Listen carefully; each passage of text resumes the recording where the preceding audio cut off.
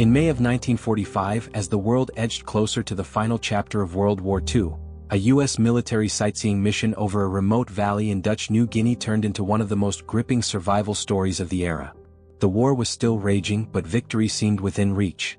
Troops stationed far from home, exhausted from years of combat, were in desperate need of relief from the daily grind of military life. To boost morale, the U.S. military began organizing unique activities, including sightseeing flights over the uncharted and awe-inspiring Shangri-La Valley, officially known as the Balam Valley. This hidden jewel, cradled deep in New Guinea's towering highlands, had only recently come to the attention of Allied forces. Surrounded by dense, impenetrable jungle and steep, jagged mountains, it was a place shrouded in mystery and legend. Tales circulated among soldiers that the valley was home to ancient tribes who had never made contact with the outside world. To many, it seemed like a land forgotten by time, untouched by modernity, unspoiled by war. It wasn't just a sightseeing trip, it was a journey into the unknown. On May 13, 1945, 24 individuals boarded a C-47 aircraft dubbed the Gremlin Special for one such morale-boosting flight. Among the passengers were military officers, enlisted men and members of the Women's Army Corps, including Corporal Margaret Hastings. Spirits were high as the aircraft lifted off. Soldiers laughed, traded stories, and looked forward to an afternoon of rare peace and breathtaking views. For many on board, it was a chance to witness something extraordinary before returning to the brutal routine of war. As the Gremlin Special climbed above the emerald canopy and began its descent into the valley, passengers pressed their faces to the windows, gazing down at the patchwork of forest, cliffs, and distant thatched roof villages nestled in the greenery. It was a stunning, almost surreal view, one that would become seared into their memories for reasons none of them could have imagined. What began as a serene sightseeing trip swiftly unraveled into disaster. As the plane approached the valley, it was caught in a powerful downdraft, a sudden pocket of descending air that yanked the aircraft downward with brutal force. The pilots, both experienced men, fought desperately to regain control, but the narrow confines of the mountainous terrain left them with no room to maneuver. In mere moments, the aircraft plunged into the dense jungle. The Gremlin Special slammed into a jungle-covered ridge and broke apart on impact. The force of the crash was catastrophic, instantly killing 19 of the 24 people on board. Flames erupted from the wreckage, igniting the surrounding vegetation and sending thick plumes of smoke into the sky. Shards of the aircraft littered the forest floor, barely recognizable among the twisted metal and smoldering debris. Amid the devastation, 3 survivors emerged, battered and disoriented. Lieutenant John McCollum, the only uninjured member, quickly regained his composure and began searching for others. He discovered Sergeant Kenneth Decker nearby, severely burned but alive, writhing in pain. Corporal Margaret Hastings had also survived, though she was badly injured, suffering from deep lacerations, severe burns and shock. 2 other women, Eleanor Hannah and Laura Blay, initially survived the crash but succumbed to their injuries within hours, leaving only 3 people clinging to life in one of the most inaccessible regions on Earth. Surrounded by miles of unbroken wilderness, hemmed in by steep cliffs and thick jungle, the survivors found themselves utterly alone. They had no food, no medical supplies, and no way to signal for help. The crash site was so remote that even locating it from the air would be a challenge. The radio was destroyed and their odds of rescue seemed slim. As the sun dipped below the horizon and the forest came alive with the calls of unseen creatures, the survivors huddled together, wounded and afraid, listening to the eerie chorus of the jungle. It was a land they had only glimpsed for moments before impact, a land beautiful and haunting but now a prison. The valley that once promised wonder had become their worst nightmare. What followed would be days of unimaginable endurance, pain and courage. With nothing but their will to survive, these 3 individuals would battle not just the elements and their injuries, but the psychological weight of isolation and uncertainty. Unknown to them, their survival would soon spark one of the most daring and innovative rescue missions of the entire war. A mission that would require not only aviation prowess but also trust and cooperation between cultures that had never before met. After the brutal crash of the Gremlin Special, the lush, emerald expanse of New Guinea's jungle became both a prison and a battleground for the 3 remaining survivors. They had been thrown into a world that was as beautiful as it was deadly, a wilderness untouched by modern civilization, where the canopy above blocked out the sky and the forest floor teemed with unseen threats. The initial silence after the crash was haunting, broken only by the crackling of flames consuming the wreckage and the faint, pain-filled groans of the living. Lieutenant John McCollum, emerging with minor injuries, quickly realized that the crash had not been the end, but the beginning of a harrowing test of endurance. Around him lay the mangled remnants of the aircraft, strewn across the jungle slope like a broken toy, and the still bodies of comrades who had not survived the impact. Among the wreckage he found Sergeant Kenneth Decker, barely conscious and suffering from severe burns, his skin blackened and peeling. Nearby was Corporal Margaret Hastings, her face streaked with blood, her uniform torn and burned, her eyes wide with a mixture of pain and disbelief. The three of them, dazed and wounded, understood one thing with terrible clarity: no one was coming for them, at least not yet. The first hours passed in a fog of confusion and agony. With no medical supplies and little food, they were left to improvise. McCollum tore strips from uniforms to make crude bandages, applying them gently to Decker's blistered skin and Hastings' open wounds. They had no morphine, no antibiotics, only the will to survive and each other's support. As night fell, the temperature dropped and the jungle came alive with sounds, an eerie symphony of chirping insects, howling animals and rustling leaves. The darkness was absolute, swallowing the wreckage and everything around it. They huddled close, trembling from cold and fear, unsure of what predators might be lurking just beyond sight. By the next morning, McCollum knew they couldn't stay at the crash site. The fire had likely destroyed any hope of signaling aircraft overhead, and the wreckage reeked of death and gasoline.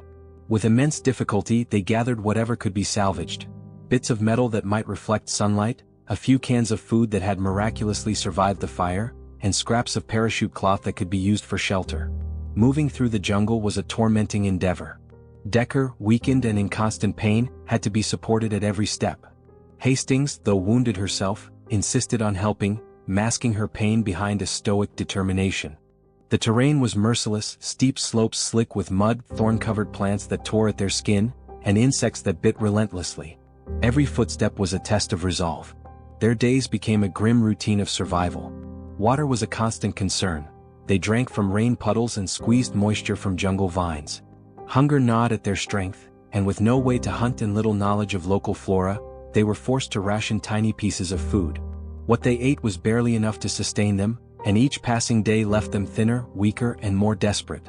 They began to communicate with each other not only out of necessity but as a lifeline against madness.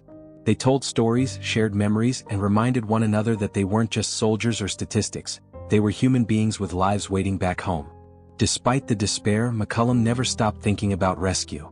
He was a man of action and discipline, and he poured that focus into creating signs for planes, clearing brush, laying out strips of metal and cloth in the open to reflect the sun. Days stretched into a week and then another, and still no sign of help. The jungle pressed in from all sides as if nature itself were trying to reclaim them. Flies buzzed around Decker's wounds and Hastings' burns began to fester. Each sunrise brought fresh pain, but also another opportunity, another chance that someone might spot them. Meanwhile, back at the base, the U.S. military had begun to piece together what had happened. The Gremlin Special had gone off course and disappeared into a region so wild and uncharted that even experienced scouts hesitated to enter. But word began to spread that survivors might be out there, somewhere, alive but stranded. What followed would become one of the most daring and unusual rescue missions of the entire war, a mission that would test the limits of both man and machine, and rely on the cooperation of indigenous tribes, paratroopers, and jungle-savvy scouts to reach the isolated valley. But for McCollum, Hastings, and Decker, the rescue was still an abstract hope. Their reality was here, in the shadows of the towering trees, with insects crawling over their skin and the sound of their own heartbeats reminding them they were still alive. They had gone from soldiers on a sightseeing trip to castaways in a living wilderness, and every breath was a defiance of the jungle that tried to swallow them whole. They were strangers in the wild, lost in a world far removed from everything they had ever known. After the crash, isolation had become their grim reality until one day it wasn't. That isolation was abruptly shattered when they came face to face with the native tribes of the valley. The place where their aircraft had gone down was no ordinary patch of wilderness. It was the ancestral homeland of the Dani people, a secluded tribe that had lived in near total isolation for centuries. They were a people untouched by modern civilization, rooted in traditions that had endured long before any maps were drawn or satellite signals reached these remote highlands. For McCollum, Decker, and Hastings, this first encounter was surreal, almost dreamlike in its intensity, but it was also terrifying. Out of the dense jungle, the tribesmen emerged, clad in traditional attire, their bodies painted, their expressions unreadable, and their spears held tightly in their hands.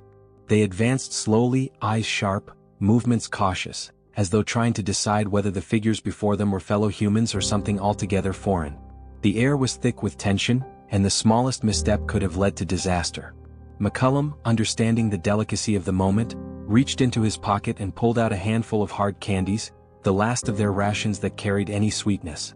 He offered them to the approaching Dani, a simple, almost childish gesture, but in that moment, it meant everything. It was a peace offering, a wordless declaration of goodwill. To the Dani, the candy was a curiosity, a strange and delightful taste from a world they could hardly imagine. But more importantly, it was a sign that these outsiders came not with weapons but with vulnerability. They accepted the offering, and with that small but powerful act of sharing, a fragile peace was born.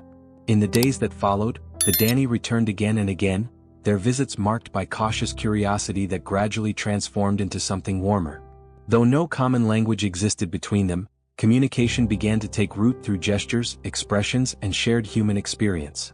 The Dani brought food, unfamiliar but life-sustaining crops like sweet potatoes, wild greens, and roots that tasted foreign to the survivors' palates but offered the nourishment they so desperately needed. They demonstrated how to use local plants to treat minor wounds and soothe ailments. McCollum, Decker, and Hastings, now deep in the heart of a world they never expected to enter, began to learn from the tribe, not just how to survive in the jungle but how to respect it. Yet even as this bond grew, it was laced with an underlying tension. The Dani were kind, but they could only do so much. Their knowledge of the jungle was vast, but their ability to treat serious medical conditions was limited. Decker's burns, once manageable, began to fester. Infection set in, his ears swollen and discolored. Hastings, suffering from internal injuries, was slowly fading, his body breaking down under the weight of trauma, hunger, and exhaustion. McCollum remained the most physically capable, but even he was beginning to show signs of strain, his energy sapped by days of unrelenting stress, sleepless nights, and a lack of adequate food. The presence of the Dani brought both hope and heartbreak. There was undeniable comfort in not being alone, in being seen, touched, and cared for even by strangers. But the reality was unavoidable. This alliance, however beautiful in its humanity, was not a solution. The jungle was still a cage and their bodies were beginning to betray them. The Dani, despite their efforts, could not change that. Weeks turned into what felt like a slow, dragging eternity. The survivors and the Dani developed a rhythm, a quiet coexistence built on trust and mutual curiosity. The tribespeople marveled at the survivors' strange belongings, their tattered clothes, their watches, the remnants of technology they carried like relics of a distant world. And in turn, McCollum and the others learned how to blend, to listen, to adapt. They were no longer strangers to the forest, but they were still outsiders, fragile and increasingly desperate. There was a growing sense that the clock was running out. The jungle, with all its secrets and ancient beauty, was not a place built for healing. They had sent their signals. Their emergency beacons had been activated. Somewhere, someone knew they were alive, or at least had once been. Now, it was no longer in their hands. It was a race against time. The outside world had to come. The jungle could not hold them much longer. And so they waited, bodies weakening, spirits clinging to the flicker of hope that rescue would come before the wild swallowed them completely. 3 long weeks had passed since the crash. In that time, hope had become a fragile, flickering thing for the few who had survived. McCollum, Decker, and Hastings were caught in a fight for their lives, one marked not by grand battles or dramatic confrontations, but by the quiet, relentless struggle to endure. From the violent chaos of the initial impact to the slow, agonizing days in the dense, unforgiving jungle, they had faced starvation, infection, and the psychological torment of isolation. Every day brought new challenges, wounds that wouldn't heal, unpredictable weather, the threat of wild animals, and the gnawing fear that no help was coming. They were stranded in one of the most remote regions on Earth, with no clear way out and no certainty they had even been missed. But then, as if summoned by sheer will and desperation, the sound of salvation broke through the jungle silence. It began as a low hum, distant, almost dreamlike, the unmistakable roar of aircraft engines echoing through the trees. After weeks of hearing nothing but the natural rhythms of the jungle, this sound struck them like a thunderclap. It was alien. It was unmistakable. It was hope. Without hesitation, the survivors sprang into action. Alongside the Dani people, whose knowledge and assistance had been critical to their survival, they rushed to the makeshift clearing they had prepared as a possible extraction point. With frantic urgency, they waved anything that might catch the light, bright scraps of fabric, hastily fashioned flags, doing everything in their power to signal their location to the plane above. At first their hearts sank. The aircraft appeared to pass over them, circling without acknowledgement. Had they not been seen? Was this just another cruel trick of fate? But then, just as despair began to take hold again, the plane banked and returned. Relief swept over them like a wave. Supplies dropped from the sky, followed by something even more precious than food or medicine: a radio. For the first time in nearly a month, McCollum was able to speak to someone beyond the jungle, to confirm that they were alive, and that help was finally within reach. Yet the rescue, they soon learned, would not be simple. The jungle was too dense, the terrain too rugged. There was no way to land a plane or even a helicopter near their location. The very landscape that had protected them from discovery was now the greatest obstacle to their salvation. A conventional rescue was out of the question. What was needed now was a bold, innovative plan, something audacious, almost desperate. Military strategists turned to a little-used solution: the Waco CG-4A cargo glider.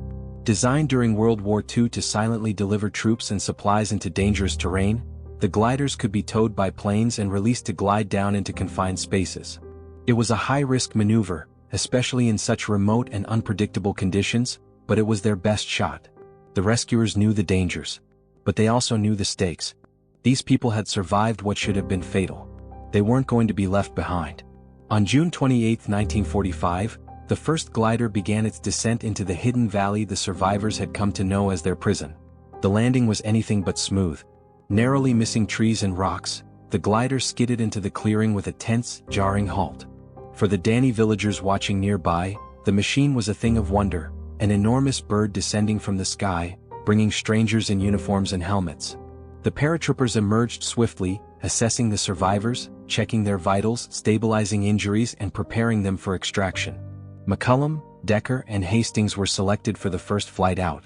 But the journey was far from over. The glider could not simply take off again. Instead, it would have to be snatched midair by a tow plane, a dangerous and delicate operation requiring flawless coordination between the aircraft and the glider on the ground. As the tow plane approached, a hook trailing behind it, everyone held their breath. The hook connected.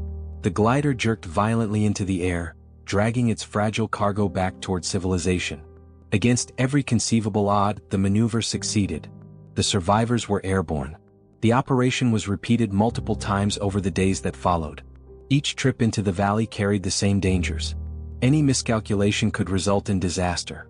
But one by one, the remaining personnel, paratroopers, medics, and equipment were brought out. The mission was a triumph not just of aviation and military strategy, but of human determination. Every member of the rescue team had risked their lives to ensure that no one was left behind.